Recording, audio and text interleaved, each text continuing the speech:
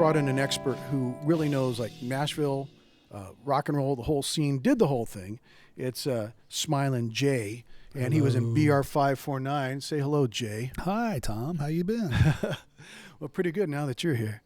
Yeah. So Jay, man, if you didn't know, he was in the band called BR549, which is it was kind of a joke off of Hee Haw, right? It was the phone number off of the old show Hee Haw. Yeah. And it was, if you've ever tried to name a band, any cool name you come up with has been taken. Yeah. Or it's a terrible name. And we needed a name, and something came up about Hee Haw. Oh, yeah, BR549. It was just a matter of like, well, that's not going to be used. And then never dreaming that I'd be talking about it 30 years later. What's that mean? It was a phone number. Yeah. Yeah. And so let's get right into the band first. Like, how did you get into the band? And well, first off, tell us what the band was. Was it like a rockabilly band, but really not? It kind of had pop overtones? Well, you ask 100 different people, and they're going to tell you 100 different answers on that. What was BR549? It was a traditional country band in the heart of Nashville, Tennessee in 1993, where Nashville didn't want to embrace its past, its musical past. They wanted to sweep it under the rug. And we showed up and said, no, this is cool. We want to play Farron Young songs and Johnny Horton songs. But we had a bit of a do-it-yourself ethic to it. So it was a punk rock ethic. It wasn't a punk rock musical style, but it was we're going to do this ourselves. We're going to take over this bandstand. Robert's Western World. Lower Broadway at the time was just wide open. It was just mainly singer-songwriters. It was just run down part of town. It had been abandoned. Yeah. So what year is this? 93, 94. Yeah. It was sex shops. It was really peep shows. You're kidding. It was horrific. It was the first time I ever went down there.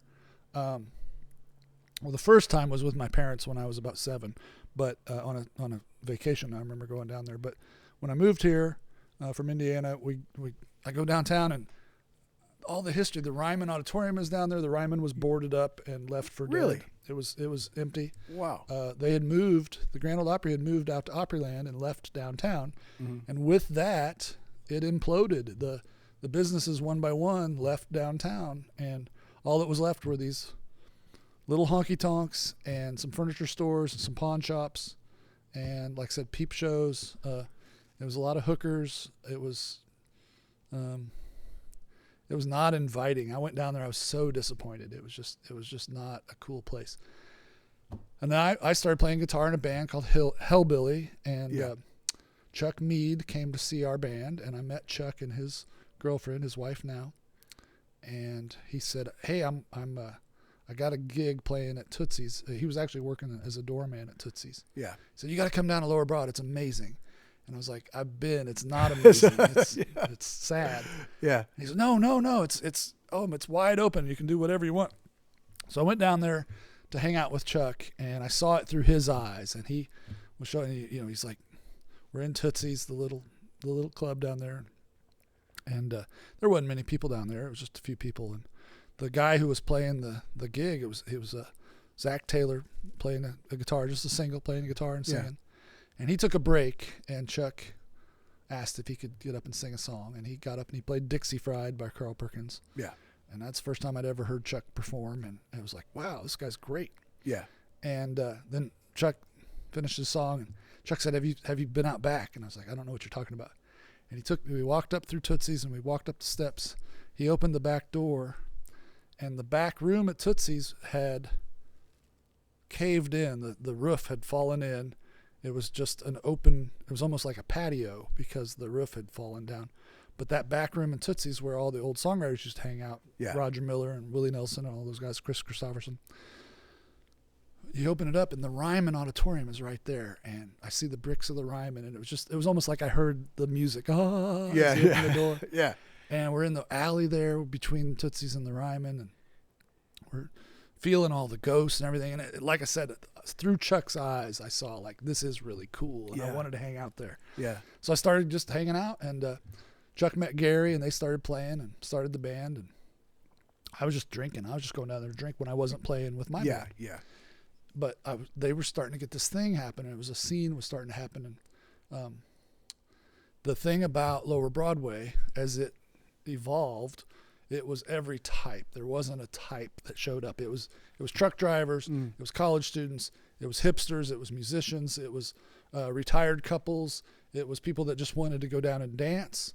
It was people that just needed to get a drink. Yeah. It was businessmen. It was like you couldn't peg it. There wasn't a regular type. It was everybody. Yeah.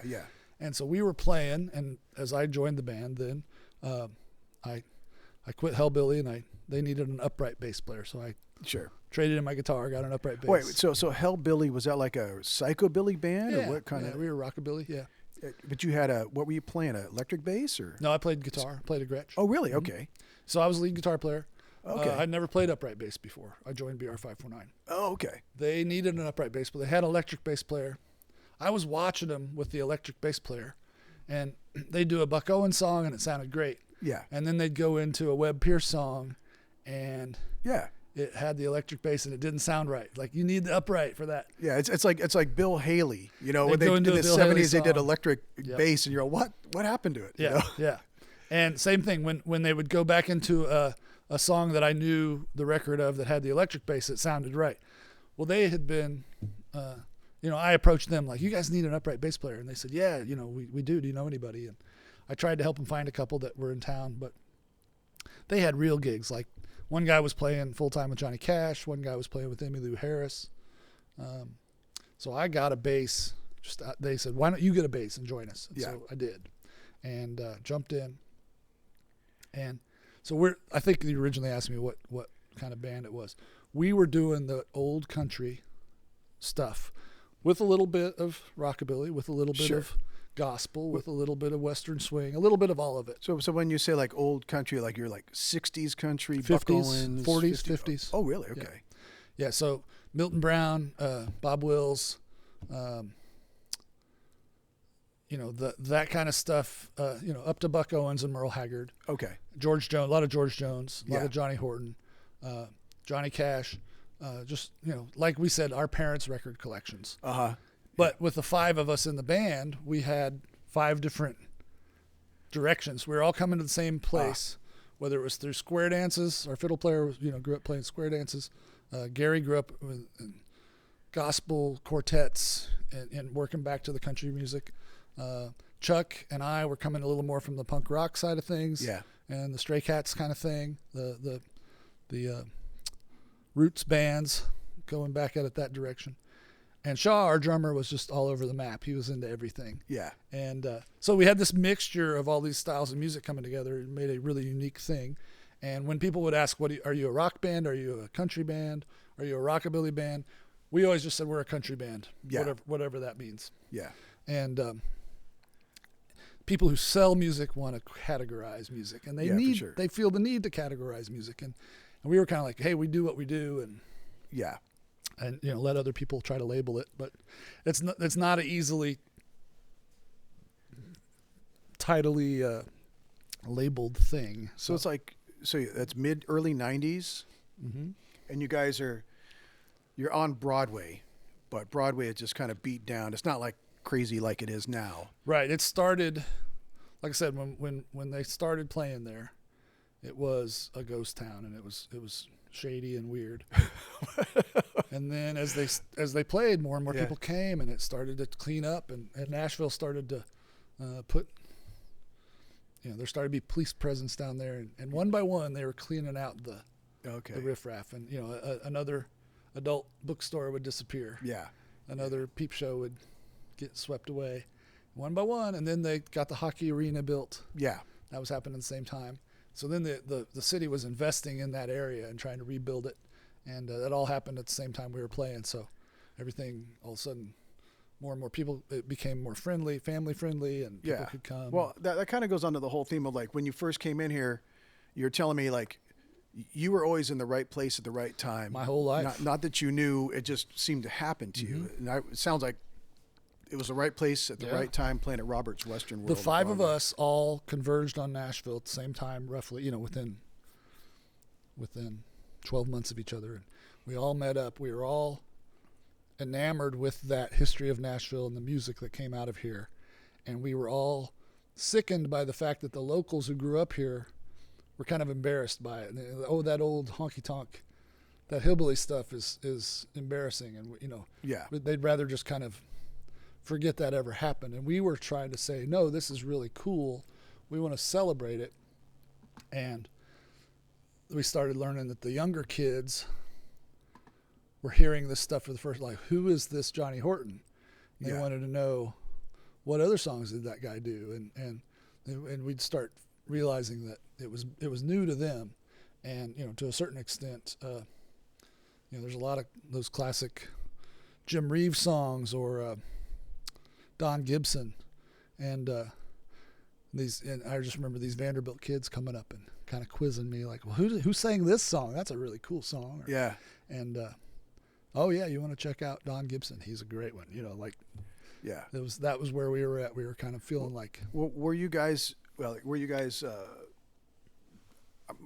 I don't think that you would know all those people at that time. Like, were you learning new people as you guys were going up, or was it all your parents' records? Parents' records. Yeah. Like I said, the five of us came together and had all these different connections to music, and Chuck could. It was up to them if they knew the lyrics. Yeah. We could fake almost anything if they knew enough of the lyrics to do it. Yeah. And Chuck could signal me with his shoulder, you know, going to the 4, going to the 5. If it was going to go, you know, coming to the 2, he'd turn around and say, go to the 2 or something. You know? Yeah. But it was like he could coach me through any song. And but it was impressive how many lyrics they knew. They could, and we'd get a request, somebody come up and put $1 in the jar and, you know, do you know, Wanderin' by Webb Pierce? And my first thought was like, no. Yeah. And then Gary'd be like, wait, I think I can, yeah. Here we go. 1, 2, 3. Oh, okay. We're playing. Okay, I guess we know that song now. Yeah. And then, so there was a lot of that. And we wouldn't necessarily hit every verse, but enough to, you know, make the person happy. Like, oh, I love that song. You know, and to see their reaction. And then I would go home and be like, oh, I want to hear Wanderin' by Webb Pierce. I want to learn it. And so I did that a lot. So it was eye-opening to all of us. And vice versa. There were songs that I knew that we'd get a request for, and you know, be like, yeah, Chuck, learn the lyrics to this one. And he'd go home and cram on it. And if that person was there at the bar the next night, then, oh, here's the request. Here you go. Yeah. We'll do it. We'll wing it. It sounds like it's sort of like the Beatles Star Club for you. You know, guys playing every night. And did you guys have a plan like, man, we're going to go big someday? Or Chuck and Gary did. Oh, really? Okay. I didn't take it like that. I was just having fun doing that because I'm playing the bass for the first time. Chuck and Gary from the beginning were like, we're doing our songs as well. They always did their originals mixed in with it in that style. And they were always like, oh yeah, you know, and we'd it just like record labels weren't interested at first. They weren't, they couldn't market it. And it was just like, it was a weird thing. It was a cool scene, but they weren't knocking down our door. But Timothy White showed up one night. Who's Timothy White? I'll tell you who he is in a minute. Get in there. But this drunk man approaches the bandstand, and I was like, I drink. Yeah. But this guy was drunk, and like I was kind of blowing him off. Like, yeah, I'm not going to. Drunk guy. Yeah. And Paul Deacon of the Mavericks, the drummer of the Mavericks, came up behind this man, got my attention, and said, talk to this guy. You know, kind of like motioned like, hey, don't blow this guy off. Okay. Yeah. So I talked to this guy. His name's Timothy White. He says, I'm the editor of Billboard magazine. The world needs to know about what's going on here. I'm going to put you on the cover of Billboard. Wow. Okay. That's amazing. I also took it like, this guy's going to wake up tomorrow and not even remember. Yeah. Like, I didn't take it very seriously. Yeah. And sure enough, Jim Bestman was assigned to interview us. And I remember talking with him. We went to Billboard's offices here on Music Row, did an interview. And I remember him kind of being like, there's not much of a story. You guys play for tip. There's no record deal. Like, I'm not sure what to say. Yeah. And my thought was kind of like, well, that's your problem, Jim. You know? Yeah. So, sure enough, next week, cover of Billboard talks about us and a couple other bands that are playing on Broadway and the scene that's happening. Well, the following week, all these record label people flew in from New York and LA, Geffen Records and Rounder Records and Warner Brothers. They all start taking us out to dinner and wining us and dining us, and this whirlwind stuff is happening. And it was all very shallow, and it felt icky. What do you mean? It was shallow. Like they were like, it just was like, hey, sign with us. We'll give you, do you like drugs? Do you like women? Yeah. Do you like, do you want these CDs? Like just, it was just all very like, like record business. Like Pleasure Island. Yeah. It was just kind of icky. It was exciting and it was flattering, but I also felt like this all happened so fast. This could all disappear just as quickly. And it had that feeling to it. It just didn't feel real. It just felt shallow and plasticky, Yeah. And like I said, it was fun, but I took it all with a grain of salt. Well, the Nashville record labels were like, why are these people all in town? Like, what's happening? Why is this guy here? Why is this guy here? Oh, they're going to see that band that plays in that little shop on Broadway. Yeah. And the record labels, they all knew about us and knew what was going on, but they didn't take it seriously.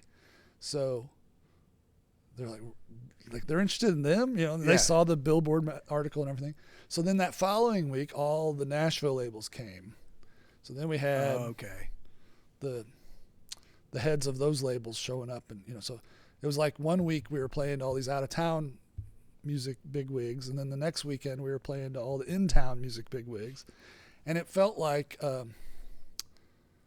sharks were circling us, and it wasn't until one of them bit that they all came. Sure. So once one of them bit, then they were all in. Then the Nashville people, it was a sense of like, we can't let this band get signed out from under us. That would look bad. So, yeah. So then they started coming to, and again, they're offering us crazy, weird stuff, and it was just very weird and head spinning for sure. Yeah. But I remember, like I said, every label was giving us here's the new CD by so-and-so. We just sold 1 million copies this week, and you could be the same here's guy. what we can do, Yeah. And what was funny about that is some of it was so out of touch with what we were about. Like, we don't want to be the guy in the suit with the funny hat selling. Yeah. That's not us. Like, we're not going to fit into that mold. And then other people were like, here's our legacy series. Here's all the CDs of the kind of music that you guys are playing. And they were like more tuned into us and like, oh, we get that, And so we ended up signing with Arista Records. Big enough, yeah. And that was great. Tim Dubois, he was one that he didn't say, we want to change you, we want to mold you into something different. He was like, I want you guys to do what you do. Oh, right on. Yeah, we dress weird. Yeah, we have a weird name. Yeah. We play old-timey music. We play old instruments. We don't play new fancy instruments. We play old Gibson guitars and Gretsch guitars and a stand-up bass. That's completely out of the norm. Yeah. Not basically the Stray Cats 10 years earlier, maybe 15 years earlier. Yeah, for sure. But you guys were different. It was more like... We were Stray Cats with a fiddle. Yeah. That's the way I've heard it put many times. And the Stray Cats, it's really interesting. In their time of making it, they hit on that MTV wave, and they're in the new wave thing with... They're on the rock and roll side. Yeah. In a different section of time, they could have easily hit on the countryside. Yeah. Because they straddle that line. Yeah. And that's the thing. It's interesting.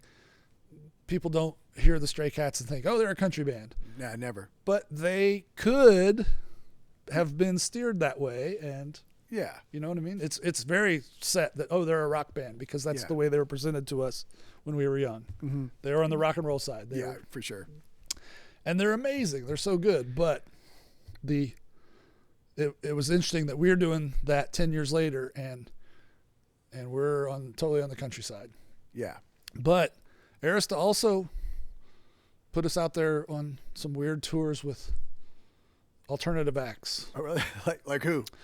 We did stuff with Train. Yeah. We did stuff with Smashing Pumpkins. We did 2 tours with the Black Crowes. Oh, right on. We did. So it was really fascinating. We would play shows with George Jones, and then we'd do shows with Tim McGraw, and then we do a Black Crowes tour. Yeah. And then from night to night and from city to city, we wouldn't know where we were getting airplay. Sometimes it was the traditional country station, and it would be boot scooting. Yeah. Line dancers would show up. And then the next night we'd be in a place where it was the punk rock kids, the skater kids were coming out. Yeah. And then in the middle of all that, the big swing revival happened. Another testament to you being like at the right place at the right time. Yeah, totally. And Brian Setzer had us open his tour in 98. Oh, killer. I guess it was. And so we did North America with Brian Setzer. Yeah. Then Bob Dylan, we did a whole North American tour with Bob Dylan. He fixated on one of our songs on our first album. Yeah. And asked us to do a tour. So that's a whole other story. Yeah, but like back up. Like, what is it like? Okay, you mentioned like, you got George Jones, Bob Dylan. Like, what's that like?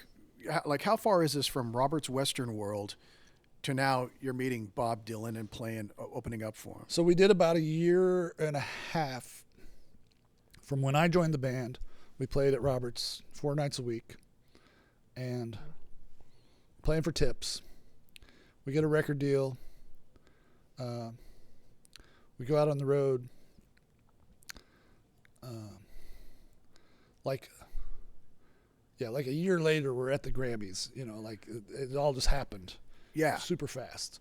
And like I said, we opened some shows for Vince Gill. Whoa.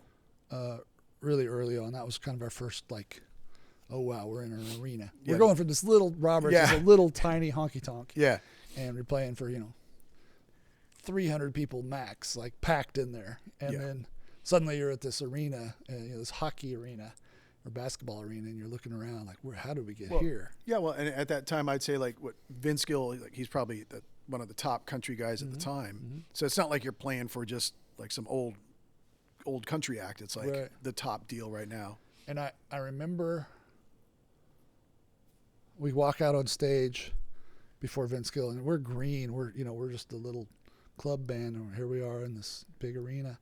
And I walk out on stage, and I remember somebody in the crowd, it was kind of awkward, and somebody's like, "Is that a cello?" And all we could do is we just did I think we played 25 minutes. Yeah. And we just did it. And Darren at CAA, the booking agent, set those shows up. We did 2 shows with Vince, Macon, Georgia, and somewhere in Alabama. Anyway, he came down to watch us in that setting to see if it would translate. And I remember him running up to us after our set, and he said, "It totally works. Like, just be you guys. Just kind of bring the same energy." Yeah. And then we ended up, so through CAA, he booked us. And like I said, we got paired with these wildly different acts, just trying to kind of see where things landed. And they weren't sure how to market it. And, like I said, super excited. It was a great ride. It was really fun. Yet a whole lot of people never heard of us. On one hand, like we weren't a big smash success. Yeah, but you said the Grammys. You guys were nominated for like 2 Grammys or something? 3 Grammy Awards, yeah. We got 3 different years. We always got really good reviews and really a lot of great press. We got all the TV shows. Yeah. We did Letterman twice. We did Conan 3 times. We did Good Morning America. Yeah. Later with Jules Holland, we just really had a good, great run. And it was, like I said, it was like a fairy tale. And I just lucked into it. Yeah. I walked in, I got an upright bass. Well, I jumped in, and there it was. To back up a little bit, like I know you did all those shows with all those guys, but like I just saw the clip with Jules Holland, and like he's one of my favorites, from Squeeze. Great, and he's actually sitting in with you guys playing piano and stuff. Like, were you ever like nervous? Like, oh, sure, dude, I'm playing with Jules Holland, with the guy from Squeeze. Yeah. Did you like realize? Oh yeah. So, oh gosh, yes. Yeah, I mean, from Vince Gill. Like, oh my gosh, Vince Gill. Jules Holland had come into Roberts before we got a record deal, and he's just a music nerd. Yeah. I'd say that to his face. Yeah. And he is a music nerd. I'm a music nerd. You're a music nerd. Yeah. But he was drawn to rock. He came in, he got it right away. He's like, this is amazing. And so many people had that vibe of, this is like the Beatles.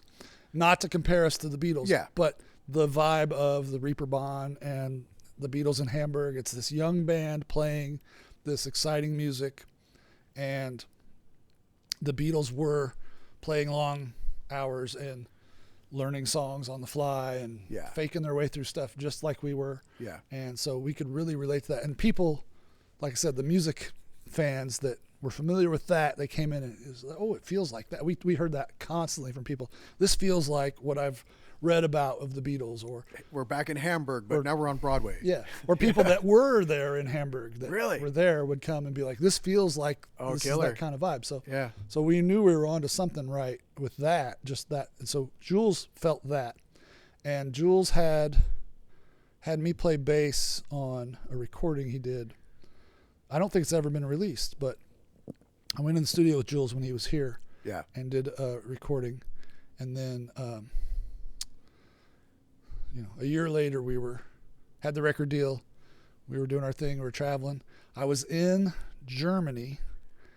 We had done a show in Germany. I got back to the hotel, and I walked in, and there was a message for me at the front desk. And the guy working in the lobby of the hotel got my attention, and said, "There's a message for you." And it was a fax from our manager here in Nashville, and it said, "Jules Holland, November 18th." Taping, I secured it. Here's the, so I remember that was a really momentous thing. I didn't realize how big of a show later with Jules Holland was. I was psyched because it was Jules Holland, and I'd worked with him, and I knew of his musical pedigree. Yeah. And he had hosted other shows like The Tube and these other shows, these music shows. So we do the later show. I was excited in the moment because that was at the BBC studio where they used to film the Old Grey Whistle Test, which so many bands, David Bowie and the Talking Heads and all these great artists, Bob Marley and the Wailers, all these great artists had been on this show, and it was like, oh, we're in this space where they did that old TV show. So we do the later show. Billy Bragg was another guest on it. Erykah Badu, Johnny Marr from the Smiths was a guest. Wow. So it's in the round. It's like all these artists of different types of music. And so we got to meet everybody, and we do our thing.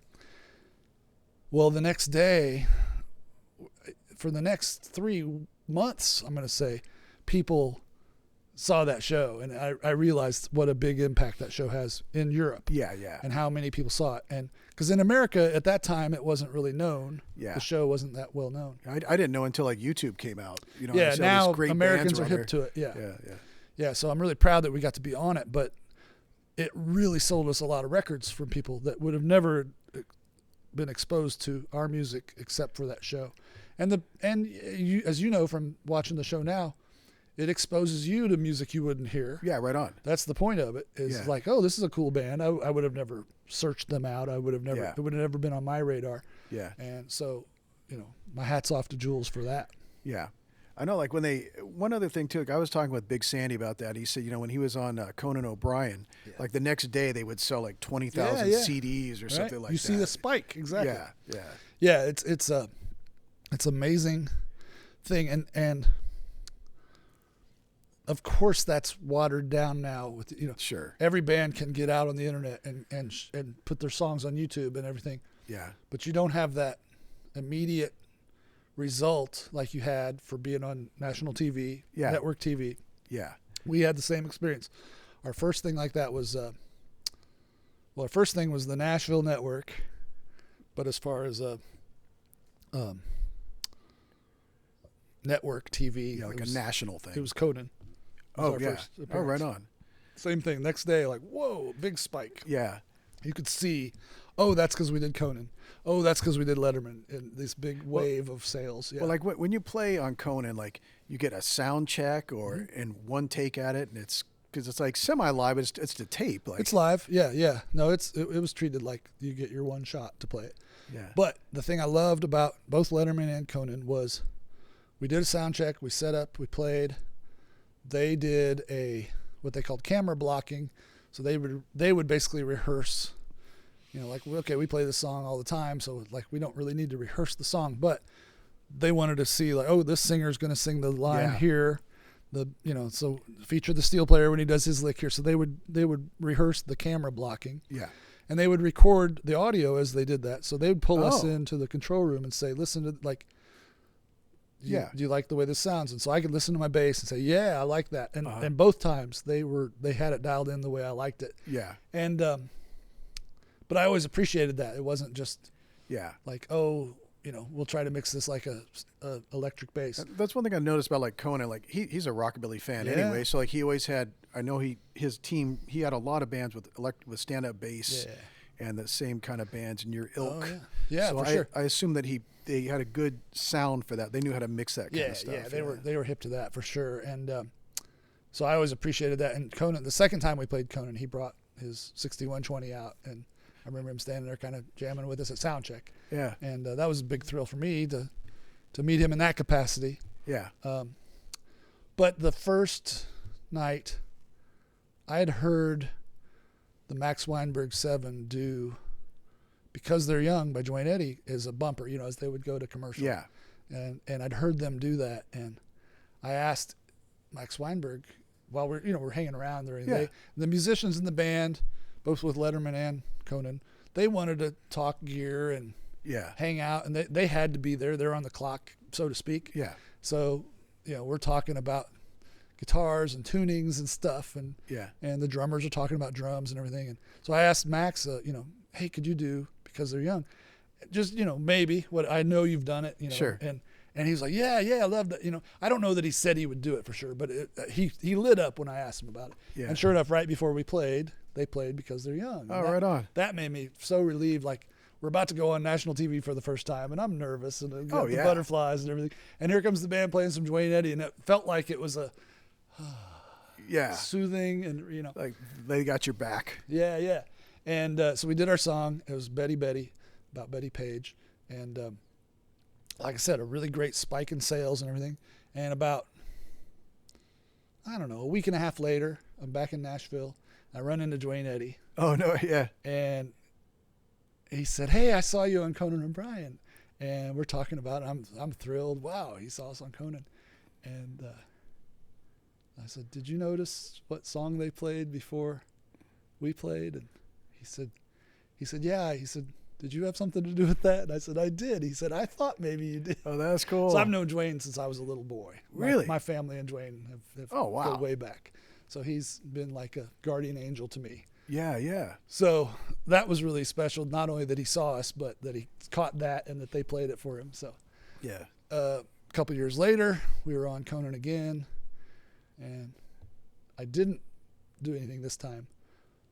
And it wasn't right before we hit the stage, but one of the breaks they played Because They're Young. Oh, really? So I went to Max afterwards, and I told Max that story. Yeah, I told Max about Dwayne saw us the last time and that he did that song, and I said something to Max like, was that a coincidence? And Max smiled. He's like, I thought you'd notice that. It wasn't a coincidence. He saw us on again and did Because They're Young for us again. So that was a nice little tip of the hat to Dwayne. Oh, that's cool, man. Yeah. And then I did want to go over one of the cool stories I've seen online is where you guys played the wedding for the singer for the Black Crowes, right? And I assume he knew you guys because you guys opened up for him. We did 2 tours with them, yeah. Yeah. They got our Live from Robert's record, the first EP that we put out, and the Robinson brothers and the drummer were always looking for, they wanted to turn their fans on to different types of music. Yeah. So like they would do a tour and they'd get the Dirty Dozen brass band to open. Yeah. And Steve Gorman is the drummer. And they would do a tour and they'd get, not some clone band of theirs that would sound just like their stuff. Yeah. They wanted to turn their fans on to these different types of music. And Chris and Rich's dad played guitar in country bands growing up. And so they had been exposed to this old country music like we played, and they heard what we were doing. And we had songs with drug references in them too, and we were playing this traditional country style, but a little bit it's got an edge. Turned on its ear a little bit. And so they really liked that album and were interested and asked us to do a tour I think we might have done just a few shows at first. Then it turned into a full tour. Yeah. And we did another one. So we had stayed in touch with them. We'd crossed paths on the road through the years, and Chris started dating Kate Hudson. Yeah. And she'd show up at the shows, and they'd come to see us, and we'd end up playing music and singing, late into the night. Like with Kate Hudson? Mm-hmm. All right. And Kate was kind of on the road with the Black Crowes, researching a role for this new movie that she was going to be in called Almost Famous. Almost Famous, yeah. Oh, So- right on. Okay. So at this point, she just is. This is Goldie Hawn's daughter. Like, that's my point of reference to Yeah, her. she wasn't famous. She wasn't famous. She was Goldie Hawn's daughter. Yeah. Beautiful, super nice, super sweet. Really, just a great person. Very, just. We always had a great time with her, and comes up that they're going to get married. So they asked us if we would come play the wedding, and it was New Year's Eve in Aspen, Colorado. It was going to be 1999, like 98 to 99. Okay, yeah. So we go to Aspen, and we played a song at the ceremony, which was outside at 9 o'clock at night, freezing cold. Yeah. What time of year? It was New Year's Eve. Oh, God. It was freezing in Aspen. It was snowy, and we're outside, and we play a song, and I still have it. Kate and Chris gave us gloves and a hat. Yeah. And I remember I had to take my gloves off to play the upright bass, but we played a song at the ceremony. And then and it was very brief, and there was maybe 12 people there for the ceremony. Uh-huh. And then we went for the reception. It was a big, nice lodge in Aspen, and Sure. that was a big crowd. And Oh, yeah. Goldie and Kurt were there. They were at the ceremony too, but it was, that was, hundreds of people, and Oh, sure. big blowout party, and we played, and that was amazing. Now this is where the story gets good. Okay. So we play the show, we play the reception. Yeah. We're ready to head out and leave the next morning. Our bus is parked at the Kurt and Goldie's house there, at the base of the hill of their house. We wake up, it's beautiful, icicle trees, Yeah. snowy Aspen mountains, whatever, just Aspen. Yeah. And this secluded part, and our bus is there. And I'm thinking, I remember having this thought of we should have left. I just slept in the bunk thinking the bus will take off and we'll leave, and I don't have to get up. Yeah. We'll be on the road when I wake up. I wake up and the bus isn't moving. I'm looking out the window. It's beautiful, but we're still at Kurt and Goldie's house in Aspen. And again, I'm not too worried about it. I'm not thinking much about it. Then I find out that there was something wrong with our bus, and there was a part that was needed, and it was New Year's Day. Yeah. We weren't getting a part parts. it was going to be 24 hours. Forget that. We had the generator worked, so we were comfortable. We had power. We had heat. The bus was fine to sit there. It was just a matter of we weren't going to be rolling. Yeah. And But you're in front of Goldie Hawn's house. Yep. And that said, I mean, we're down the driveway. We're kind of like where you live here. We're at the end of the driveway. We're not just You're at the front door. Parked by their house. But I'm sure they realize there's this down the big road. bus. Well, we're sitting there, and again, like I said, we got generator, we got satellite TV, we got heat, we got music, we got food. Yeah. We're okay. This is an inconvenience, but not really. We're Yeah. fine. Yeah. There's a knock at the door of the bus. We go, and it's Kate, and she's like, "What's up? Are you? I thought you guys were gone. Like, what's going on?" Well, we tell her the story, and it's like, "Oh my gosh!" She's like, "Come up to the house." No, we're fine. We're fine. And she's like, "No, I won't hear of it. Like, come up to bring your instruments, come on up to the house. We're gonna watch. It was New Year's Day. We're gonna watch football games." Yeah. Kurt had made Kurt had killed an elk, and Goldie had made elk stew. So they were having elk stew. Really? He's really that much of a man? Yeah. He's Kurt Russell. My gosh. Snake Plissken. So we unload our gear, and we haul it up. We walk up the long driveway there. It was a hike through the snow. And we get up there, and we get in, and they're super welcoming and kind. And looking back on it, Kurt and Goldie were giddy because their daughter just got married. It was like a celebration. It was, they were just very up and happy and everything. So we're there, and we're playing music, and Chris is there, and Chris Robinson, and they're singing, and we're doing our thing. Like I said, many times late nights after shows, we would jam. And so, we were jamming around like we do. But this time we're playing, and I look over, and Kurt Russell is sitting on the couch. Now, when I was a child, Kurt Russell played Elvis in the movie, and I'm looking there, and like in my mind, like Elvis is sitting on the couch while we're playing. That's where my mind's going. And he wants to hear Roy Orbison songs, and so he starts yelling out Roy Orbison songs, and we start trying to fake them and do as many as we know. And Pretty Woman is not easy. It's got a lot of chords. There's a lot of chords in those songs, yeah. And I remember Leah specifically. He wanted to hear Leah, and I remember faking that one. And but that was one he said, that's one of my favorite songs. That always stuck with me. It's funny what you remember, little snatches of memories. Well, we have Stu. I remember watching Purdue was playing a Rose Bowl that day or something. I remember watching that. So that's where I'm from. Purdue. Well, about mid-afternoon, Goldie is standing in the kitchen. She's holding a wireless phone, a cordless phone. And she gets my attention. She goes, "You got to let your parents know that you're okay." And I'm like, "What do you like?" I had a cell phone at the time. You're a grown man. Yeah. Like, what? Okay. And she's like, "No, what's your number?" Like, "What's your parents' number?" And she starts dialing, and I tell her, and she starts dialing the phone, and she hands me. She doesn't talk. She just hands me the phone. Yeah. And I get on the phone, and my mom and my dad both got on the line. I remember they both answered, and they knew that we were playing the wedding and everything, but I hadn't talked to them that day.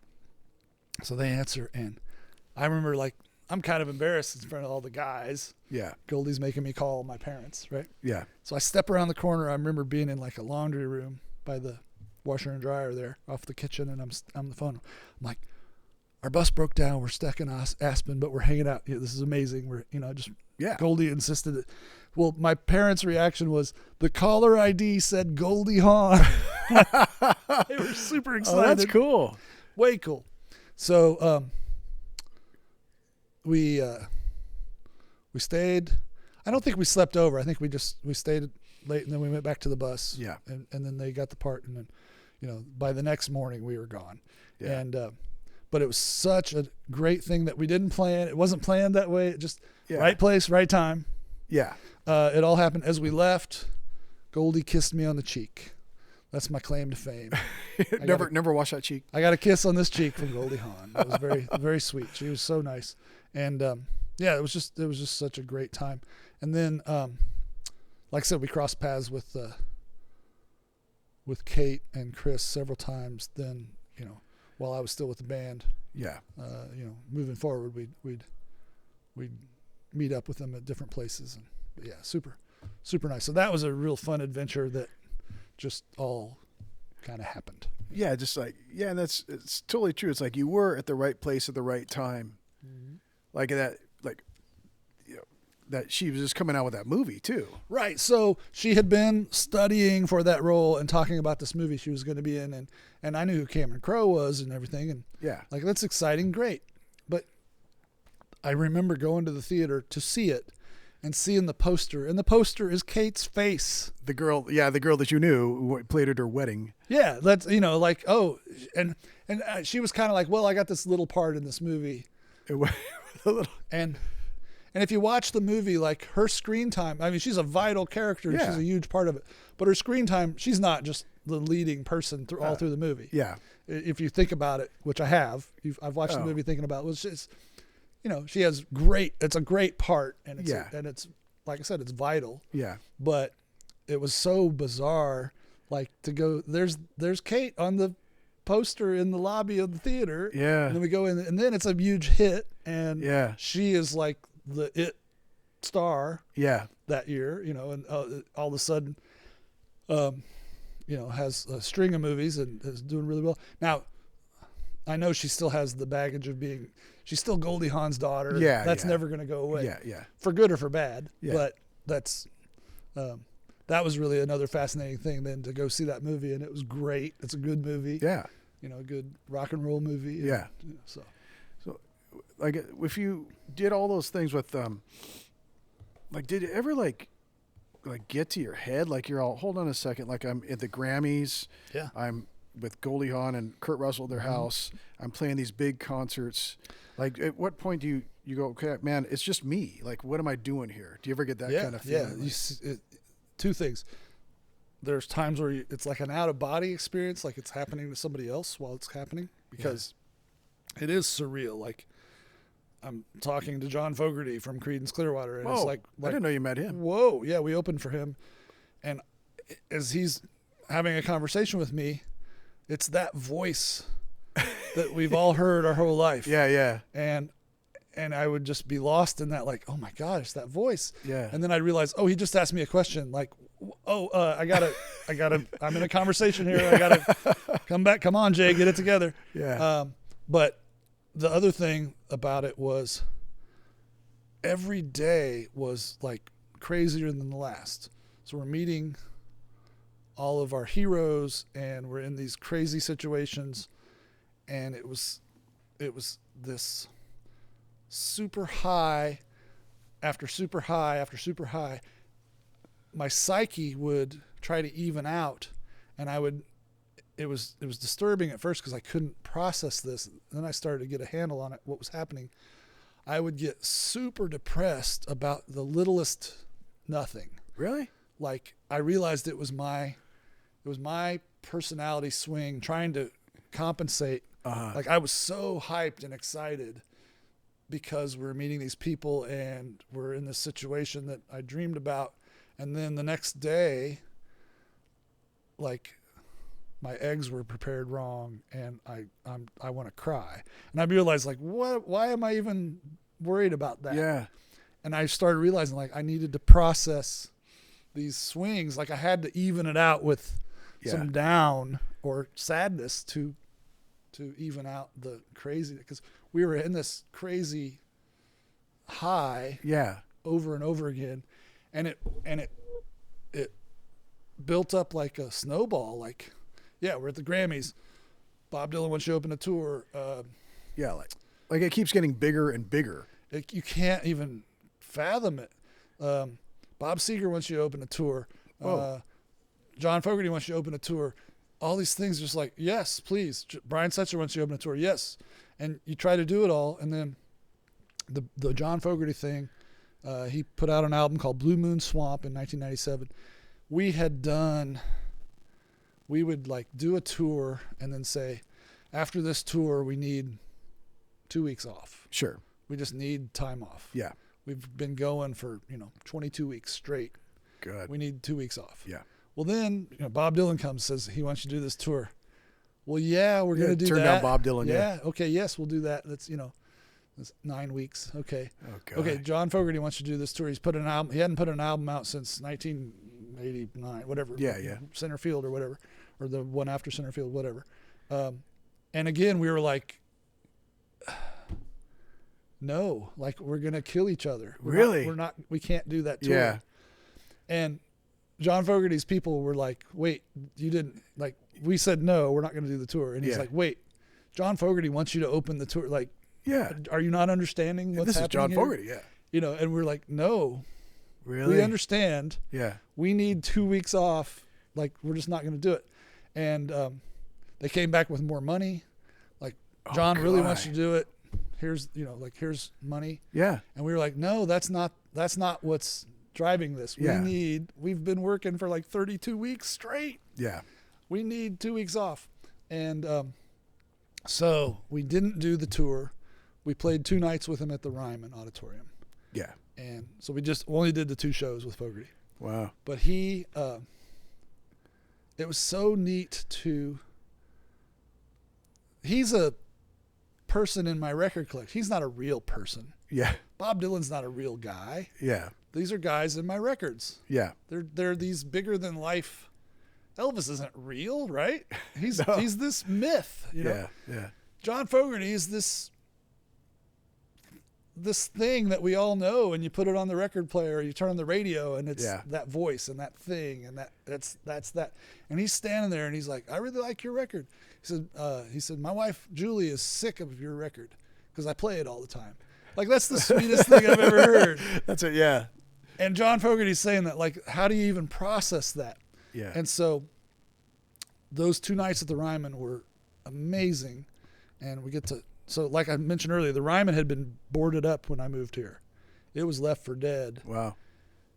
It was falling down. You know, the ceiling was falling in. It was crumbling. And then, like I said, the city wanted to fix up that part of town. They saved the Ryman. That was part of the renovation of everything. And then suddenly they're having shows there. And then we got to play there. And I don't know, we played at the Ryman, 8 or 10 times with different situations.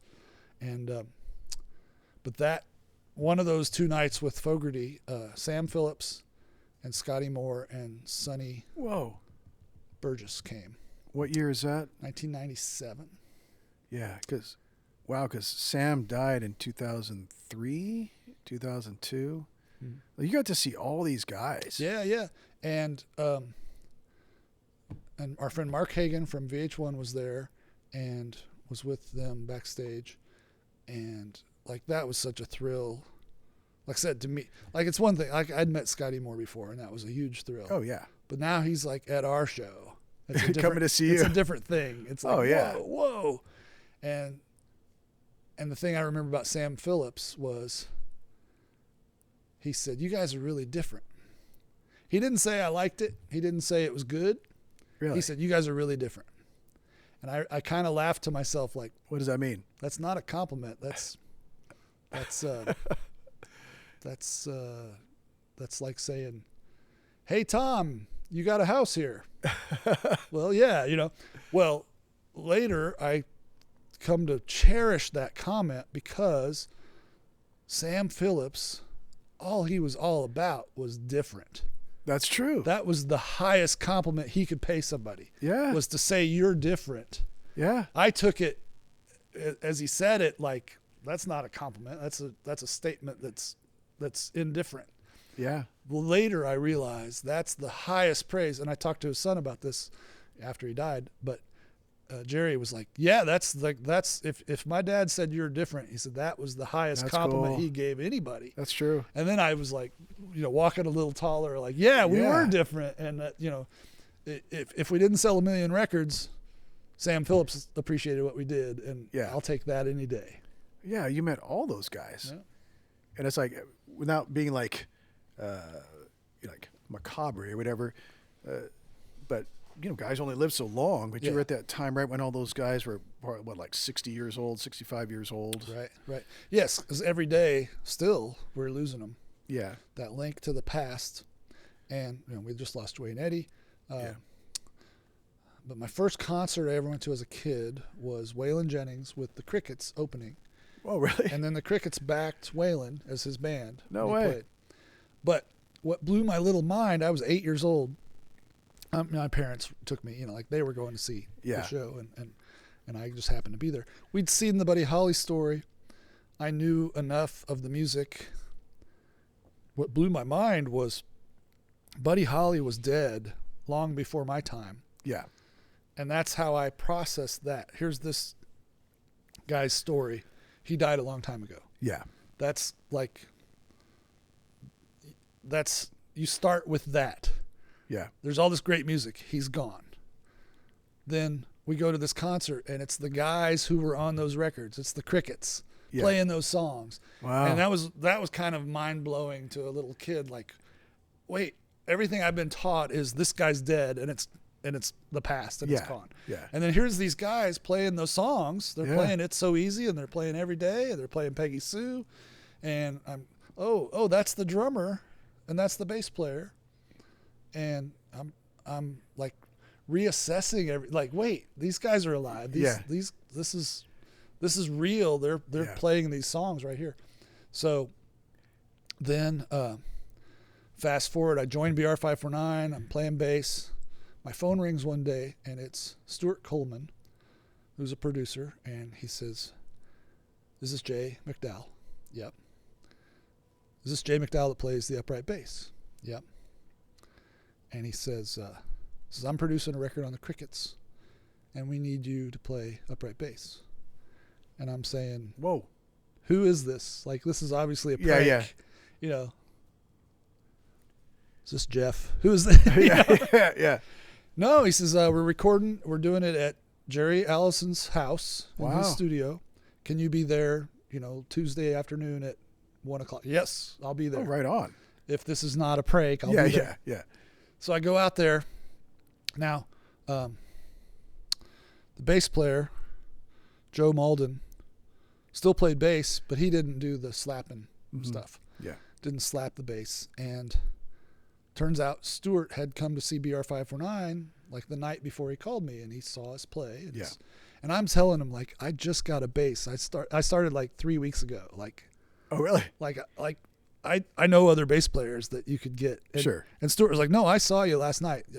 We want you." Like, so this is BR549 before you guys hit. Yeah. I just joined. Wow. Right on. So I just joined the band, and I'm getting called to make the record with the Crickets. Yeah. Right place, right time. So wow. I go out to Jerry's house and meet the guys, and I'm telling him about, my first concert. I was 8 years old. I went to see you guys in West Lafayette, Indiana. And Jerry says, "These are the drums that I played that night." Wow. And he was using those drums to perform, Killer. to record that day. And I was like, "Oh, wow." And the upright bass, I took my upright bass and played it, but there was an upright bass in the corner, and they pointed to it and they said, "Joe played that on the Ed Sullivan Show, that bass." Whoa. So I was like, "Can I touch it?" Yeah. I played on it for a minute, got my picture taken with it, and then they queued up a song, and I was kind of playing along. It was a real simple song. I'm playing it down, and the song ends, and in my mind, like, okay, let's cut it. Yeah. And Stuart was like, "I think we got it." And I was like, "Oh, I was just like loosening up." And, and Stuart's like, "No, it sounds great. Let's listen to it down." And we listened to it back, and it was like, the beauty of it was I wasn't nervous about the red light coming on. I was just like, let's learn this song. It was a simple song, and I just played it.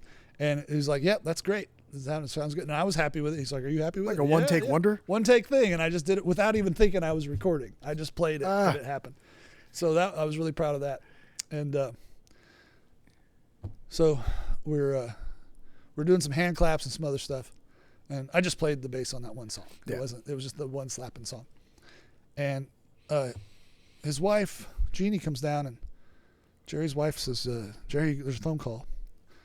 He disappears, and we're doing some hand claps and sitting around, and Sonny Curtis is there, and wow, and Jeff Barker was a BBC DJ who was over and was hanging out during the sessions, and we're hanging out, and Jerry comes back in. He goes, "I just got a phone call. The Beatles are going to put out a greatest hits record, and they recorded That'll Be the Day, and it's going to be on the record." And my first thought was like, the Beatles, like, I'd heard that the Beatles recorded That'll Be the Day, like in this little recording shack, 1962. Really early. And I was like, that's weird. That doesn't really add up. Well, it was the Beatles anthology one. Yeah. And the first track is them doing That'll Be the Day. Wow. And at the time, he was like, they're going to do a greatest hits album, and That'll Be the Day is going to be on it. And he looks around, and he goes, "I'm going to put a wine cellar in." And, take it with a grain of salt. But, like a year later, that album came out, and he put a wine cellar in. So that was a cool thing to be there, like to be a fly on the wall for that. Oh, that's funny. And even as it happened, I was like, well, what does he mean? Doesn't add up. That kind of leads me to, like, I know that you guys did an airline commercial. Yeah. So I would imagine that you kind of got a taste of what residuals are like. Yeah. I don't know if that was better than the record residuals you got, or. I don't know if it was better. It was good all around. it allowed us to be in AFTRA. Yeah. And we got good residuals. So we did Southwest Airlines commercials. We did recordings for radio, and then we did TV commercials. And we did 5 or 6 different commercials, and they aired regionally at any place that Southwest flew to Nashville. Yeah. So it wasn't just like it was all over the world, but in these certain cities with direct flights to Nashville where they were aiming it, we got really good coverage. And a lot during sporting events, they would advertise. Oh, yeah. So L.A., I remember Chris Robinson talking about, giving us grief about anytime I watch a Dodgers game, I got to look at your faces. Your guys are, singing "Fly Southwest to Nashville" for a song. Chicago, Cubs games, White Sox games, Bears games. They were always hitting it hard. So those certain cities it was funny because we'd go to certain cities and people would want to ask about the commercials and this and that. Then we go to another city and they would never seen it. Never saw the commercial. Wasn't aimed at them. Yeah. If Pittsburgh didn't fly to Nashville, it wouldn't. I don't know if that's true, but we'd go to certain cities and it would be off of their radar. Yeah, yeah. In other places, that was all they talked about was how we see you on the TV every time we turn it on. You guys a bunch of young, good-looking dudes. Had a good band. Yeah. So that was really good for us. And then we did a deal with Jack Daniels. Now, this was before whiskey companies could advertise on TV. Now they can advertise on TV. Yeah. Couldn't do it then. But they paid us a lot of money and gave us tour support. And we for 2 years, we were endorsed by Jack Daniels. Wow. And they liked because we had one foot in the countryside and one foot in the alternative side. And it was a little bit of both things. But it's a dangerous thing to get all the free Jack Daniels you want. Why is that, Jay? That is a slippery slope. Yeah, I would imagine. Yeah. I love Jack Daniels, and God. I enjoyed it. But that was I do remember thinking, whoa, this is a bad thing to just have all of it you want. Yeah. It would have been better if it was like Toyota. Yeah, well, yeah. Get your car. Sure. Oh, that's killer. But yeah, it was fun doing the Southwest commercials, and that was a cool thing to be able to be involved in. And yeah. And well, it looked like from the videos and everything, it seemed like you guys were all young guys having a good time. Oh, it was a great time. It was, like I said, it was like living your fantasy of the rock and roll lifestyle. Or, we're a country band, but we're getting to travel the world. We went everywhere, got to meet our heroes. I just remember thinking how, I'm gonna wake up. Yeah, that was the feeling. When is this gonna? I woke up. This is all. I'm actually 12 years old and I'm back in my house. Yeah, and I woke up and it's I dreamed it all. Oh yeah, I had the same dreams. I always wondered when am I going to go on tour? Now I'm too old. I'm not going anywhere. But right. But a handful of people get to do it and get. I know a lot of people that tour, but it's sure. It's kind of a drag. You get 10 people watching and stuff like that. You're going around in a bus, but you guys actually had a successful tour, and you actually had a bus. You had all that stuff. Well, yeah, we had a really good run, and it was really lots of momentum and a lot of people behind us. And what we felt was we had people rooting for us, especially in Nashville, so I played in a band called Hellbilly, and I was in the local band scene, and it was just kind of cutthroat, and it was... Yeah. It was I'm friends with everybody, but there was this competition thing where we all were trying to get the slots and we're trying to get booked in the big gigs.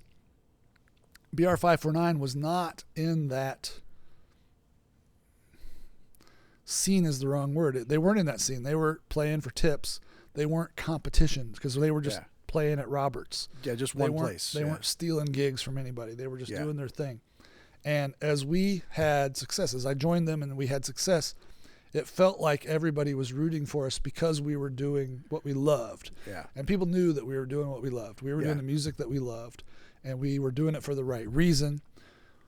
We weren't trying to jump on a bandwagon. Oh, this is hot right now. We're gonna do I'm not disparaging swing music. Yeah. It wasn't like the flavor of the week. Yeah. We're going to do this. We did this music because we loved it, and it started to take off with us. Then we start realizing that Big Sandy is doing it in Southern California, and the Bottle Tones are doing it in Chicago, and like there's these little scenes, Uncle Tupelo, and Minneapolis has a little scene, and there's these pockets of places that these kids are into what we're doing. So as we traveled, that was really invigorating to see that, it's not just Nashville. Yeah. You got the California thing, you've got this roots rock thing happening, and Dale Watson's happening, and Big Sandy, and Junior Brown comes along, and it's like all this stuff is this kind of it's picking up momentum, and you realize like the people were rooting for us and wanting us to succeed at country radio. Yeah. And so that felt really good because, like I said, in the other bands I was in, it didn't feel like people were rooting for us. It was like, well, my band should have that gig, and it had this feeling of. Yeah, you did have I've been down to Broadway recently, and like quite a bit actually, because I'm a reality shooter, so I've had to shoot a bunch of shows down there. So, but obviously it's crazier now. Mm-hmm. But like Robert's Western World and maybe Acme is the only place that really has like original music. Everybody else plays like a couple Journey songs, and no problem. They're all great bands and stuff like that, but it's hard to find good original music down there. I guess that's not the place for it, Right. And I can't speak to exactly this, but at the same time, 4 hours later on that same stage, you might get a band that's playing original stuff. It's always kind of depending on when you're there and what's happening, but yes, it's so different now that there's so many bands and there's so many places, and it's chaos, and I love it. You do? A lot of people think I hate it. Yeah. A lot of people think that because it's completely different than it was. But when I came here and it was so deserted and empty. Yeah. Deserted and empty. Yeah. It was so deserted. I was heartbroken because I wanted it to be like it is now. I wanted it to be crazy and busy and music from every direction. That's what it should have been. Yeah. And so now when I go down there, I'm proud. Like this is the way it should be.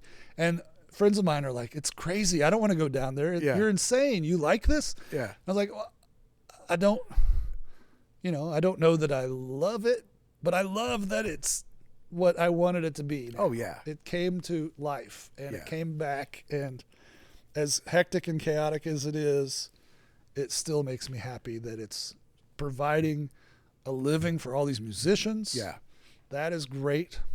To your point, from club to club, there can be times you're like, well, they're doing Journey and Aerosmith and where's the, but I also, as time has gone by, I've sat in with some bands down there, and I was playing with this young kid down there and playing bass, and he was taking requests, and what I was laughing about was he was playing oldies to him, which was Brooks and Dunn, Alan Jackson, Garth Brooks, and they're classic country songs. I've heard them enough. I could follow along and play bass. Yeah. But I was laughing, like in our time there, if people requested Brooks and Dunn, no, you're in the wrong place. We're gonna do Buck Owens and we're going back. We're not playing the current stuff. Yeah. So it hit me that like, okay, he's doing exactly what we did. It's just 30 years later. Yeah. So he's playing these oldies that when he, before his time, because he's 22, I didn't process that immediately, but as we played a few songs, it hit me like he's doing exactly what we did. It's just the songs we weren't playing because they were current at the time. So, yeah. You figure like if you're a kid, and you're like in high school or something like that, like you're 18 years old. So what does that mean? You're born in 2006 or something like that. So like, I remember when I was born, Jimi Hendrix was born he was playing when I was born. Yeah. And I looked at Jimi Hendrix like, man, that's a long time ago. Because he was dead. Yeah. Before you were really aware of what he was doing. Yeah. He was gone. Buddy Holly was in your rearview mirror and was gone. And you're right. Even though Jimi Hendrix was in your lifetime, Yeah. you weren't aware yet. Yeah. It was the past. Yeah. Yeah. You know. Yeah. By It's all about perspective. It is. Yeah. And by the time I started playing guitar, I was like 14, he had died before. So like, let's go back 14 years now, 2010, Yeah. like probably guys think like that, like Stevie Ray Vaughan, like, Sure. oh my gosh, dude, he was Yeah. I had all his records, Sure.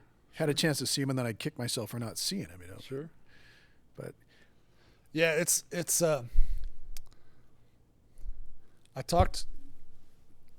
I was with Dwayne Eddy and Purple Haze came on. yeah.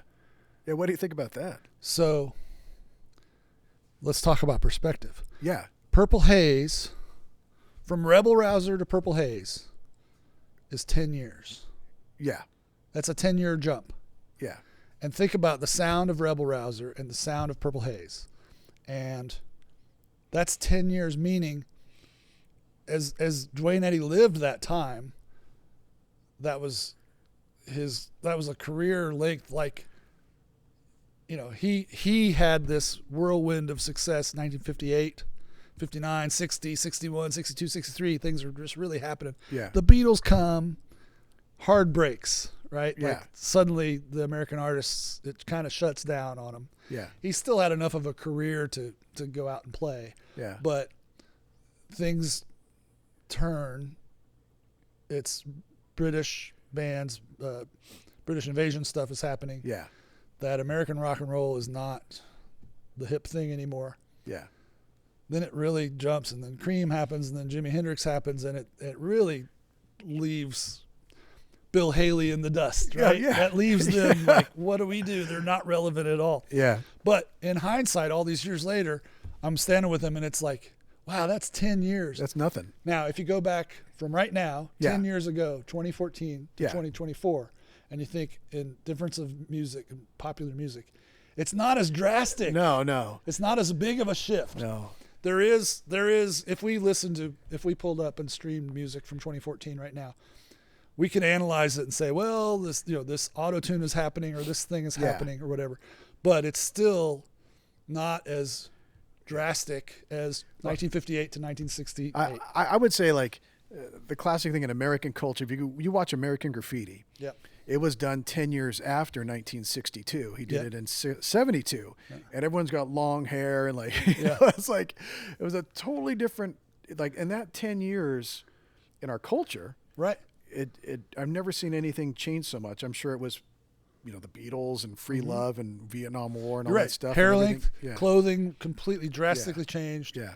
Styles changed. It was such a quick Yeah. succession of explosion. And since then, it hasn't been able to continue that. We just haven't been able to. Yeah. Now, technology has Yeah. sped up. Technology has moved and kept that pace Yeah. and quickened. So in that sense, things have Well, ramped up. That's one thing I did want to ask you about, like, and I did want to comment on is like new music now. Mm-hmm. Like, I was working on a show and it was with songwriters, Mm-hmm. and they had like a couple hours to come up with a country song. And so what they did is you had a dude with a computer, and all the other songwriters were there. And so what would happen is, like, one of the songwriters would be like, hey, I just airdropped a beat to you. Can you put that beat down? He put the beat down, then someone would have a guitar and start playing along with it. And then they start singing, and it was like hip hop influenced. Mm-hmm. And I thought, like, okay, this isn't the way that, is Chris Stapleton doing this, or Yeah. But then I go to YouTube and I look at the thing, and I'm okay. Shabuzi, this year he's got like almost 200 million views on YouTube from that song, and it seems like a simple song, but like, dude, it's so catchy. It's like it is. And so I say, more power to the guy. But then I also kind of lament, like, oh man, what happened to guitars? What happened to Yeah. Well, my brain, there's 30 different answers for that. Yes, the idea of sitting down with a guitar and playing a song, writing a song, that can seem really quaint to those people. Yeah. But that still happens. Yeah. It still happens. I also don't want to shun technology. I want to explore technology and use it and utilize it and have it help me. I also want to make a recording that is trying to sound like Little Richard in 1956. Yeah. I also want to do that. There's value in that too. But I've said it before, if country music didn't evolve past 1936, some people would love it because it stayed pure. Yeah. They wanted to keep it just like it is. Yeah. And now we've got electricity coming in, and we've got technology advancing with recording techniques, and that becomes part of the thing, part of the formula that you're making these recordings. Like people would, damn Les Paul. Yes. Yeah. Like keep electricity out of it. That's the ruination of the art. Yeah. Is that Les Paul's coming in and trying these new, they're putting this weird echo on stuff and reverb and, get that out of here. Yeah. I want it to sound like you and I are sitting here playing the music and it's just us. Well, okay. If you froze the music and didn't let it evolve, think of all the amazing music that has happened since 1936 that we would miss out on because you had to keep it pure and not put parameters on it and not mix up other types of music with it. And this is where I want it to be. And so I catch myself if I hear something newfangled. Yeah. I'll use that term. Newfangled. that I want to dismiss. Yeah. I'll go back to myself and say, oh, let it grow and let it be and let it happen. Yeah. And Shabuzi's a perfect example of something that's undeniably successful. Oh yeah. It's catchy. Yeah. And it's reaching people. Yeah. It is. Yes, I hear it and it's like, well, yeah, it's they're putting a beat over it and it's not my cup of tea. Yeah. It's not something I search out. But you can't argue with the numbers. No, and one thing I was doing is like I was looking at the comments on it and it's like, well, I didn't think of country, but boy, I really like this country. Right. And so like that could get him into it. Like my wife, like in the 90s, we were all into, punk rock, Southern California, Sublime and all that stuff. And then like she heard Don't Take the Girl, that one country song. And then all of a sudden she's all, oh, I love country now. Like, so she listens, she doesn't go past, the 90s, right. But she always follows all that stuff. And it's all because that one song that she heard and it turned her from Southern California, Sublime and all that stuff into real, country music. And BR549, every night I heard that. I don't like country music, but I like you guys. Really? And I'd be like, well, then, we're as country as can be. Like, then you need to listen to more country music because we're country. We're not trying to hide that. And their point was they didn't like what was currently on the radio as being sold to them as country music.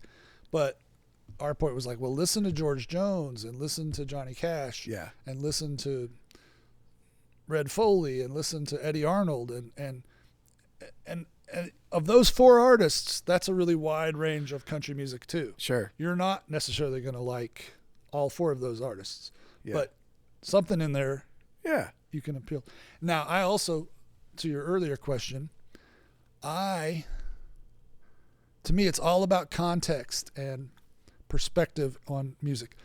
I can enjoy any type of music if you give me context about the song or an interesting fact about the singer or something that I can latch onto that makes it worthwhile. For example, Every Day by Buddy Holly and the Crickets. Yeah. The drummer is slapping his blue jeans. Yeah. And I never thought about that as a kid, and I hear that song, and then I learned that they recorded him slapping his blue jeans, and you hear his hands hit his blue jeans. Yeah. And then now when I hear that song, it's like, oh, that's interesting, and it makes you pay attention to the song more. It grabs you.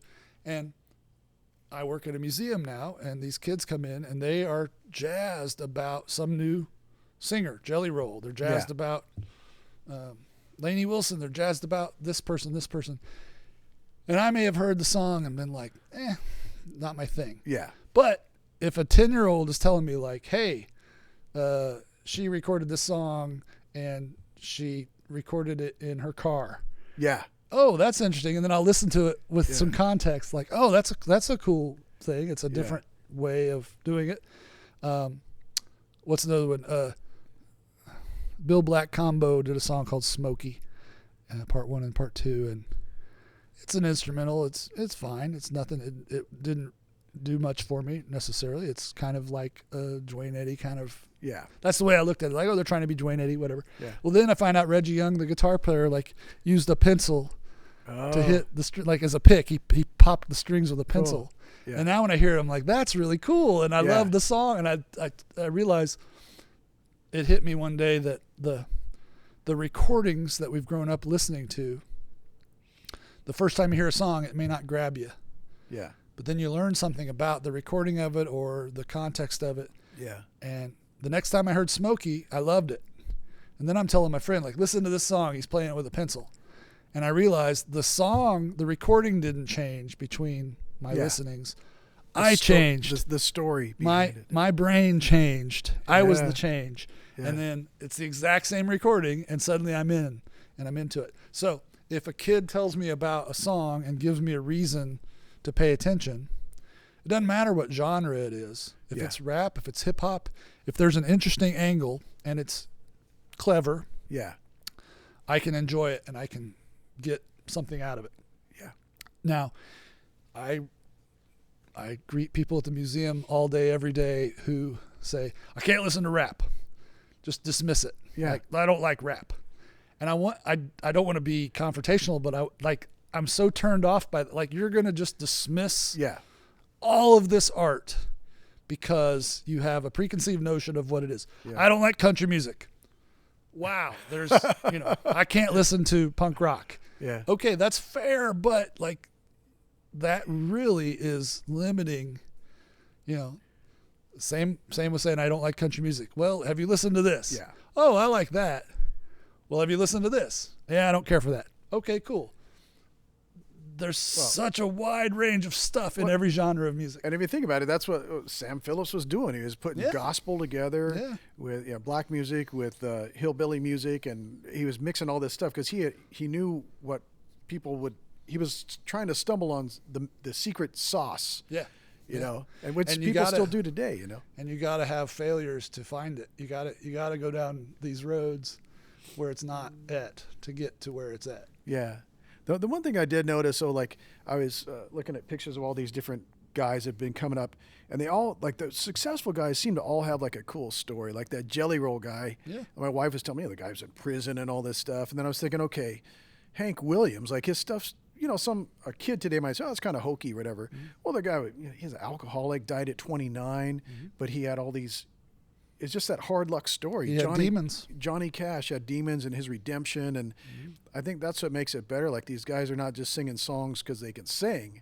It's like they're telling a story. Yeah.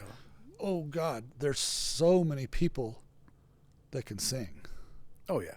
That's not where it's at. I'm not a good singer. But there are so many people that can sing. Yeah. That I hear that a lot. Like, oh, my niece, you should hear her voice. Yeah. Well, what's her story? Yeah. Like, I mean, it's great to have a good voice. That's great. But why should I listen to her? And I get people that come to me and say, like, listen to my band. And I'll say, are you good? Well. And, like put modesty aside. Are you good? Do you believe in yourself? Yeah. Well, we're trying to get there. And, if you don't believe, why should I believe? Yeah. I don't mean to be dismissive, but I do turn that around on people all the time. Are you good? Yeah. And the people who are like, yeah, we're good. Then, okay, let me hear it. And what's your story? Yeah. That's a big thing. Like, it's interesting now that American Idol and The Voice and the shows have driven so much of, it's a game show. But if you'll notice, the ones who are successful have a story. That's part of those shows. I do want to say one thing. Like my son is a dancer, and he grew up in our house and not pretty much uneventful in our house. And the producers call him. He went out for like So You Think You Can Dance. He sent in a tape, and we really like you and stuff. But what's your story? I don't know, man. My life's pretty good. I don't have any problems. Oh, well, all right. Then click. Right. You know, and I'm all, you idiot. You should have said, you know, like I was tormenting you or something, you know. Well, yeah. Well, that's the thing. If you don't have an angle, Yeah. there's no offense, but click. Yeah. Like, yeah, I get that's where they're coming from, because a lot of people can dance. Yeah. And they are looking for the people with the story. It's as wrong as that may seem, Yeah. or as hurtful as it can be. Yeah. Because I'm the same. You know, I grew up just Midwest kid, falling in love with this rockabilly music, and that again, rockabilly. That word to you means something that's different than what it means to me. That's different to the listeners that you have here. You know, that conjures different things. What is rockabilly? Yeah. Rockabilly is a really wide net. Yeah. That covers a lot of stuff.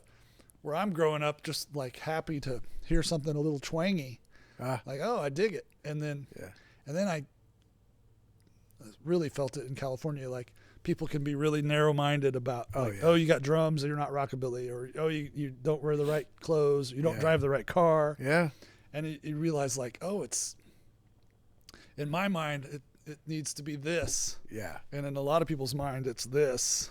Well, for me, rockabilly was about 6 months in 1982, you know, and it was like, you know, you're growing up and it's a pinnacle, man. I really found myself. These are my people, you know? Yeah. I guess you're always like trying to go back to that feeling or something. Sure. Yeah. Still.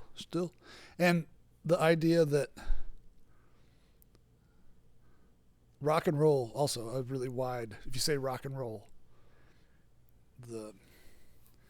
if rock and roll happened in 1955, 56, like, it really was a short window. Yeah. It blew up. It was this thing. Yeah. It scared everybody. It was threatening. Yeah. Then it watered down. It has little peaks and things pop up again here and there, and things happen. But then it's like, really, it's like 6 months in 1956. Yeah. And you're right. Then this revival's like 6 months in 1982. This thing pops up, and it's this thing, and it's marketed. Yeah. And it reaches middle America too. Yeah. And so it's fascinating to see. And you're right. Now we're in this place today where there aren't kids in the garage playing guitars. Yeah. But there are kids on their laptops making beats. Yeah. And I can see the parallel there. Mm-hmm. I can also see how that can seem frustrating. Like, I want the kids and the guitars in the garages. Okay, I mean, here's old deals. Like, I still play music with friends and stuff, and it's just the energy of some guys in the room. You start to get it tight, you know, and you hear every note, and if guys banging too loud, you got to bring it down together and get all the time together. It's like it's this big puzzle that you put together. And I guess that's what I miss, like that every once in a while you just get that feeling and you're like, yeah, dude, this sounds right. You know, I just don't know if you can get that with a computer, but that's my old man talking. Yeah, it is. But yes, I've been in that room where suddenly the song is playing me. We're playing the song, and then suddenly it takes over, and everything it's just coming out of us. Yeah. And you lock into that thing, and once you find that feeling, you keep wanting it. Yeah. You keep wanting that feeling. You keep wanting to get back to that place. And BR549 definitely had that. We felt that every night. We could lock into that. Oh yeah. Every night. You're playing at the Star Club on Broadway. Yeah. You know, basically. Yeah, we're locking into that thing. Yeah. And it's that torrent, and it's that river that's moving, and you're finding it. And what we had to do was, as we traveled and went from town to town and different countries, it's like we got to find that thing and bring it to the audience. That's what people are there for. Really? Is to lock into that thing. And it's like you said, you're sitting around, and it's going back to sitting around in your front room and playing with your friends. Yeah. And you find that thing, and when it's right, you're selling them a feeling, basically. Oh, you're totally selling them a feeling, and you're trying to lock into that. And if you feel that and you get hooked on it and you can't go back to it, that's damning. That's really hard. Yeah. Do you ever feel like, I know you play with Bell Furies, every once in a while you play with people. Do you ever feel like getting a project back together? Or? I don't want to travel. I don't want to do that. I love being here. Felt like put in the miles and did all that. Oh yeah. Chuck and I and Joey and Chris from the Bell Furies are going to go and do a one-off in February. We're called the $100 Quartet. All right. And so we'll do some BR stuff. We'll do some Belfries tunes. Oh, cool. And maybe a Beatles tune here or there. Oh, but right it's just a one-off thing in Spain at the what's it, the Rockin' Race. Yeah. How much would it cost me to have you guys come in here and do 3 songs here? You couldn't afford us, Tom. Probably not. I'll put on the Venmo for you guys. Let's see what we get. Now, that'd be a killer band. I'd love that. I love Joey. So I met Joey in 19. Yeah. And in Cleveland, him and his brother came on the bus. His older brother, and we were hanging out, and Joey gave me a cassette tape, of a song or two he'd written, maybe 2 or 3 songs, and we got a lot of that. We get a lot of cassette tapes from people, songwriters wanting to do their songs and or hear their band or whatever. We want to open for you next time you're in town, blah blah blah. And I always listened to all those tapes. I always listened to them, and there was some bad ones. There were some good ones. Well, this one was great. Yeah. And I remember that made an impression on me. And it was a really good tape. And I passed his info on to our manager or whatever. I don't think anything ever happened of it. Well, 10 years later, these people are telling me about this. You got to hear this album by this band, the Belfuries. Yeah. It was just plain lonesome. And people kept saying, like, this is a band that sounds like BR549. This sounds like you guys. You got to hear this record. I searched it out, and I heard it, and I was like, this is great. This is really good. No idea it was that kid. Oh, the same guy, yeah. Because he was in Cleveland then, and this is a band from Texas. And so I'm not putting it together and everything. They're playing. They put out another album called Palmyra. It's great. And that record, their second album, is, 5-6 years later, and it's really like a little more power poppy Beatles, like early Beatles, which I love also. Yeah. Killer melodies. Yeah. It's Joey. It's killer. Yeah. But it's a different animal than that first album. It's not like a BR549 album. It's like early Beatles. Yeah, yeah. But it's its own thing, and I loved it. And so I'm all in. I was like, I love it. And then they were playing. I was up visiting my grandmother in Indiana. Yeah. And they were playing in Indianapolis, and I saw that, and I was like, I got to go see them. I'd never seen them. Yeah. And so I go and I go see the show, and I said hi to them, and just love your records, and it's amazing. And yeah. And Joey's like, you don't remember me, do you? All right. I was like, no. And he goes, we were in Cleveland. We came to see you at the Beachland Ballroom, and we got on your bus, and I gave you a tape, and I totally remembered. Oh, no way. That's funny. I do remember you. Yeah. Like, I had no idea that was him. So then we stayed in touch all these years. Of course, then Facebook happened, and connected there, and stayed in touch and through the internet. And so Joey is always like, hey, come play bass with me. Yeah. Do this. What an honor. Yeah. No. Oh, really? Meaning, like, no, I don't want to join the band and go on the road. Like, no, I'm off of that. I'm done. Wow. But he got. We did a one-off thing at Graceland in Memphis for the Ameripolitan Awards. Yeah. And we got together and we went to Sun Studios, to Jerry Phillips' place. Not the classic Sun Studios, but the Sam Phillips recording studio behind there on Madison, and recorded a song, and they did a Bop Flicks session for that. Oh, cool. And we just were having fun and did a song, and that's where the $100 Quartet thing came up. Okay. So when the Bop Flicks thing came up, the guy from Spain got us to do that thing, and so I'm really excited about that. But Joey's amazing, and the Belfuries are great. Yeah. And that's like the Belfuries. That's like one band that, like, whenever I hear like Beaumont Blues or any of those songs, I'm like, God, why isn't this like on the radio? Like it's befuddling to me, but I'm not an A&R guy. What do I know? Right. So, all 3 of those albums, like, to me, are where it's at. But I also learned a long time ago. You just said it. I'm not an A&R guy. I don't know what's popular with people. Stuff that reaches me, and I'm just all in. Yeah, it's like that should be the biggest selling record this year. Yeah. No, It's not. Yeah. So I can't pick a hit. Yeah. Beaumont Blues, strong. Oh yeah. Yeah. I listen to that and I'm all, I try to play that loud in my car. I'm hoping like someone is going to be driving next to me and like hear it and be all, who's that? I'll turn you on to the Belfuries, But even though the song's been out for like 10 years, And they're like, sir, can you turn that down? Yeah, turn that. Yeah, that's not Shabuzi. What is this? Oh, I like it. You're selling Belfuries albums one car at a time. One car at a time. In rural Tennessee. Yes. Yeah. Playing, old school. Playing to the masses. But those guys, Junior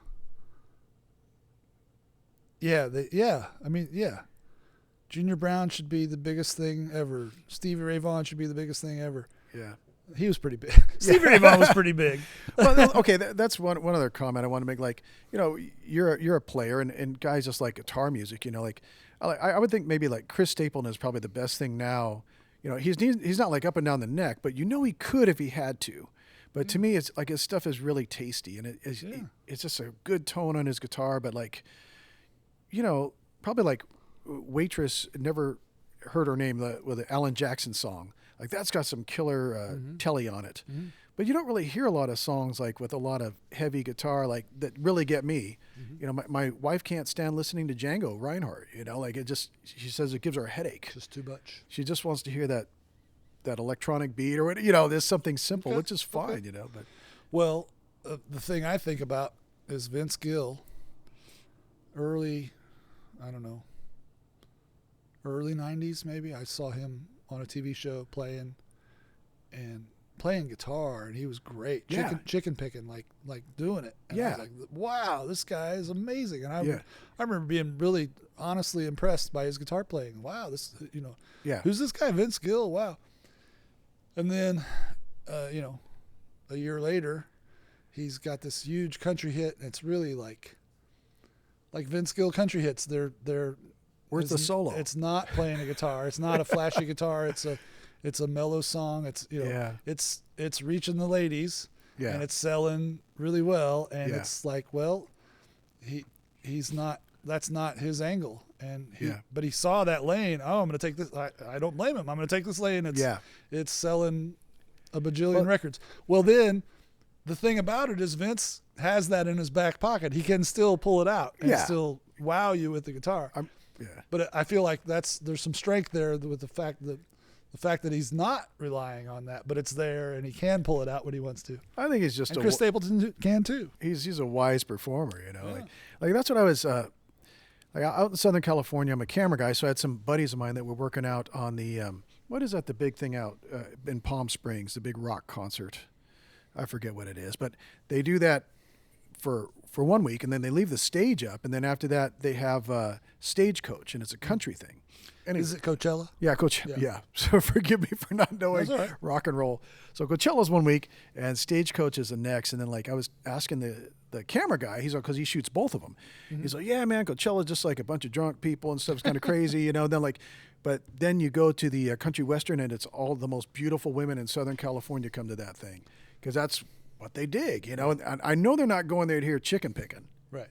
They're going to see some, good-looking cowboy dude with muscles and singing, and So I guess if that's what you want to do, start working out and wear a cowboy hat, and So, anyways, you got any other parting words for me before you get going? Let me tell you, Tom. Here's my parting word for you.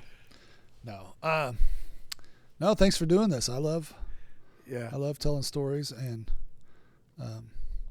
it's as BR549 went through so much so fast, we couldn't process it in the moment. We couldn't process it all. I had journals, so I wrote things down. Cool. But as it was happening, it was too much. And now a picture will show up on the internet of us somewhere, and all of a sudden I'll be like, oh yeah, we met that guy, and we were playing this show, and this happened. Like, it pulls these memories out. And so I write about that stuff every day and post it on social media and blog about it and all that stuff. But that's where that stuff comes from, and it's kind of therapeutic. It's cathartic. It gets stuff out, and it helps me to write. And so one day I'll sit down every day I sit down and write, but I'll start typing, and in my mind, like, oh, I'll type about playing on David Letterman's show, and I'll start typing, and I'll realize I'm really telling this story. It's really not about the Letterman show. It's about this other thing. And songwriting is that way too. You can say, hey, let's write a song about this, and as you write the song, oh, it's really about my Aunt Martha, and it's not about going to Las Vegas. You know what I'm saying? I'm just making up stuff. But that's where the writing comes in, and because I couldn't process it in the moment. Yeah. Too much happened too fast that I share all these stories, and I get such great positive feedback online from people. So if you're not, I post a story every day on Facebook. Yeah. So look me up on there, and there's stories, and people comment and ask questions and tell their memories about it, and it's this cool. It's a cool interactive thing. Well, it's something that not everybody goes through. It was like, what was it like? Like you guys, it's not like you hit the huge big time. You weren't like the main rock star and all that crazy, but you were around so much stuff. You played all the same venues. You met so many different people, and then you still have your brain about you as you got out of it, and you can look back on it and tell the stories. And that's what's fascinating is like, who gets that opportunity? Right. Like you got that opportunity. Yeah, we were right place, right time. Yeah. That was it. It all happened, and to be in Nashville as that all came together was magical. There was Jason and the Scorchers had gone through it in the '80s, and then we showed up. We went through it. The Mavericks were happening at the same time. Yeah, the Mavericks were just before us, but in that same kind of era, and to have all that going down, the Mavericks really, they had gone out a year before. It seemed like everything they did, we did a year later. Like they did the TV shows, and then we did the TV shows. They put a record out, we put a record out. They went to the Grammys, we went to the Grammys. And everywhere, every step of the way, we're going to radio stations the whole time, and every radio station we visit, they would say, well, the Mavericks told us about you guys a year ago that there was this band playing in this little club on Broadway and playing for tips.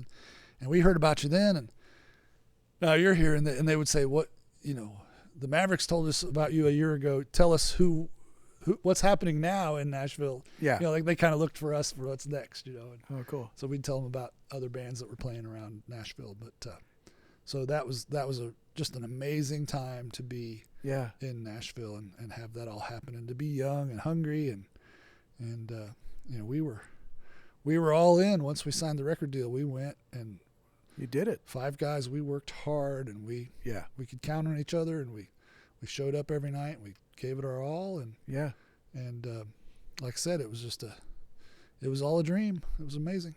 Yeah, I'm glad you made it out. Made alive. It out alive. Yeah. Not everybody does. You're right. All right. Well, thanks for coming on out, Jay. Appreciate it. Well, thank you, Tom. Yeah. And if anyone else, if you're watching on the YouTube channel, go ahead and hit like and subscribe. And we're going to try to get some other bands in here. Maybe Jay can help me try to find some people who want to play in here. Sure. Everybody. All right. Well, thanks a lot for tuning in, and we'll see you. Thanks a lot, Jay.